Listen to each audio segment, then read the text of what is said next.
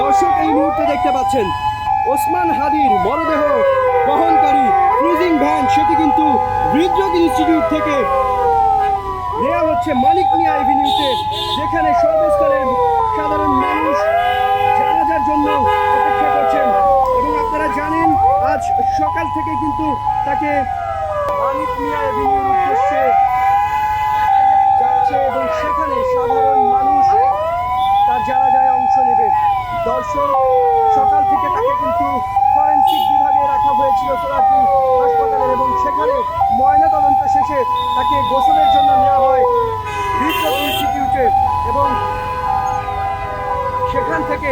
এখন এই মুহূর্তে তাকে কিন্তু নিয়ে যাওয়া হচ্ছে মানিক মিয়া এভিনিউতে, যেখানে আজকে দুপুর 2টায় তাকে কিন্তু তার জানাজার নামাজ অনুষ্ঠিত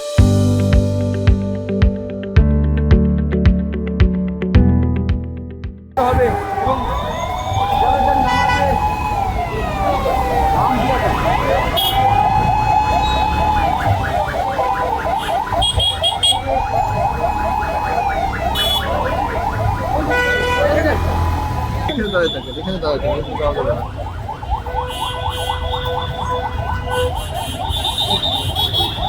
দর্শক এই মুহূর্তে দেখতে পাচ্ছেন কিন্তু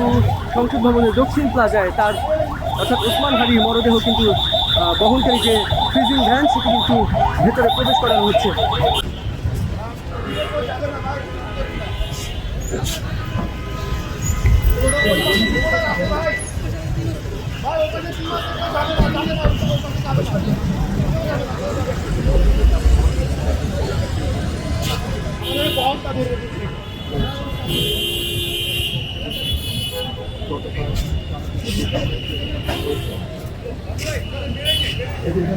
পাচ্ছ